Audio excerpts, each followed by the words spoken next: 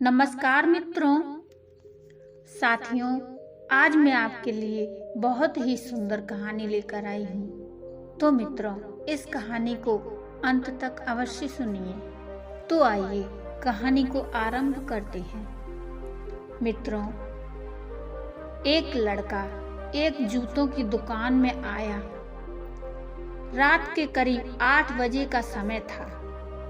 वो लड़का गांव का रहने वाला था, पर दिमाग का बहुत तेज था। उसका बोलने का लहजा गांव वालों की तरह था, लेकिन बहुत ठहरा हुआ लग रहा था। उसकी उम्र लगभग 22 या 23 वर्ष की होगी। वो लड़का जूतों की दुकान में घुसा और दुकानदार की पहली नजर उसके पैरों पर ही पड़ जाती है। उसके पैरों में लेदर के शूज थे, सही से पॉलिश भी किए हुए थे। दुकानदार ने उस लड़के को देखकर एकदम से कहा, आइए साहब, क्या सेवा करूं? लड़का कहने लगा, मेरी माँ के लिए चप्पल चाहिए, लेकिन टिकाऊ होनी चाहिए। दुकानदार बोला, साहब, आपके साथ वे आई हैं क्या?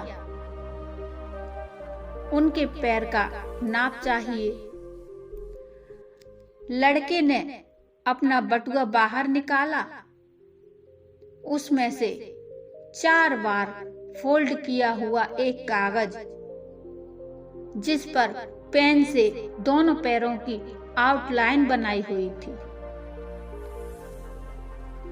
वो लड़का कहने लगा, क्या नाप बताऊं साहब, मेरी माँ की जिंदगी बीत गई, पैरों में कभी चप्पल नहीं पहनी।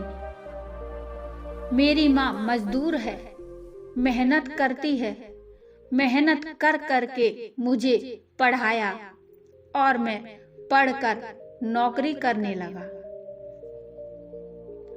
अब मेरी नौकरी लग गई है। आज मेरी पहली तनख्वाह मिली है। दीपावली पर घर जा रहा हूँ तो सोचा माँ के लिए क्या ले जाऊं। तभी मेरे मन में आया कि अपनी पहली तनख्वाह से माँ के लिए चप्पल लेकर जाऊं। दुकानदार को उस लड़के की बात सुनकर अंदर से ही बहुत अच्छा भाव आया। दुकानदार ने अच्छी टिकाऊ चप्पल दिखाई, जिसकी कीमत 800 रुपए थी, और दिखाते हुए दुकानदार ने उस लड़के से कहा, ये चलेगी क्या? चप्पल देखकर लड़का एकदम से कहने लगा, बिल्कुल चलेगी। मुझे रुपये पैसे का कोई मोह नहीं है। दुकानदार ने सहज ही उससे पूछ लिया कि तुम्हारी तनख्वाह कितनी है? तो उस लड़के ने कहा, अभी तो 12,000 है, रहना खाना मिलाकर 7-8 हजार खर्च हो जाएंगे और 3,000 माँ के लिए। ये सुनकर दुकानदार कहने लगा, अरे फिर 800 रुपए कहीं ज्यादा तो नहीं है? दुकानदार की बात को बीच में ही काटते हुए लड़का कहने लगा, नहीं नहीं, मेरी माँ के लिए ये 800 रुपया कोई मायने नहीं रखते।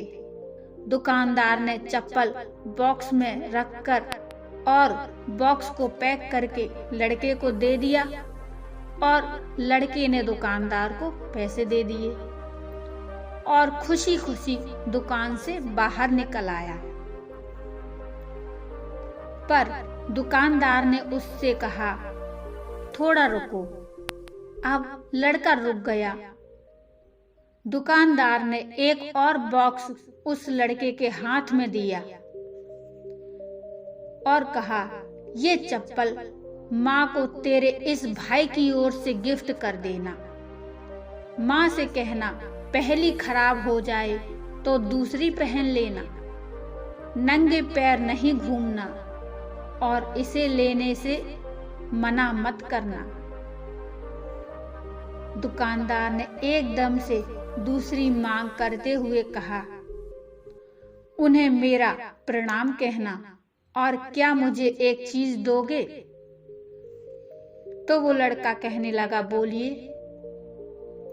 दुकानदार ने कहा, मुझे तुम्हारा वो पेपर चाहिए जिस पर तुमने पैरों की आउटलाइन बनाई हुई थी, वही पेपर मुझे दे दो। वह कागज दुकानदार के हाथ में देकर वो लड़का खुशी खुशी चला गया। वो फोल्ड वाला कागज लेकर दुकानदार ने अपनी दुकान के पूजा घर में रख दिया। दुकान के पूजा घर में कागज को रखते हुए दुकानदार के बच्चे ने देख लिया और उसने अपने पिता से पूछा, ये क्या है पापा? तो दुकानदार ने लंबी सांस लेकर अपने बच्चे से कहा, बेटा, ये लक्ष्मी जी के पग हैं। मैंने एक भले व्यक्ति से ये ले लिए हैं। एक सच्चे भक्त ने ये लक्ष्मी जी के पग बनाए हैं। इससे मेरे धंधे में बरकत आएगी और ऐसे पग इस संसार के हर घर में मौजूद हैं, लेकिन कोई भी उनकी कद्र नहीं करता। एक भला व्यक्ति, सच्चा व्यक्ति इन पगों की कितनी कद्र करता है, ये मुझे आज मालूम पड़ा। मित्रों, माँ तो इस संसार में साक्षात परमात्मा है।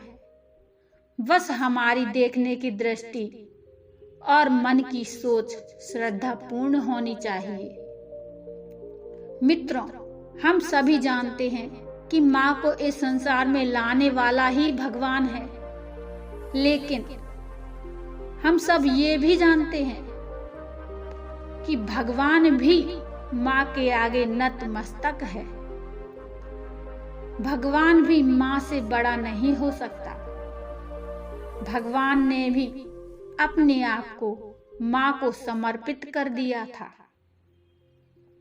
इसीलिए तो कहते हैं कि माँ से बड़ा इस संसार में कोई भी नहीं है। माँ तो इस संसार में भगवान का स्वरूप है। मित्रों, कई घरों में मैंने देखा है कि लोग मंदिर जाते हैं, माता की मूर्ति पर दिया चढ़ाते हैं, पूजा करते हैं और घर में बैठी माँ को गालियां देते हैं। ये क्या सही है?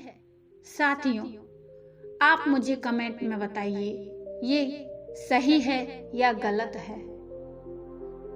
मित्रों, ये कहानी यहीं समाप्त होती है। ये कहानी आपको कैसी लगी, कृपया मुझे कमेंट में जरूर बताइए और कहानी यदि अच्छी लगी हो तो लाइक कर दीजिए और चैनल को सब्सक्राइब भी कर लीजिए। तो मिलते हैं फिर एक और प्रेरणादायक भक्तिमय कहानी लेकर। तब तक के लिए नमस्कार। जय माता जगत जननी, जिसने मुझे इस संसार में जन्म दिया।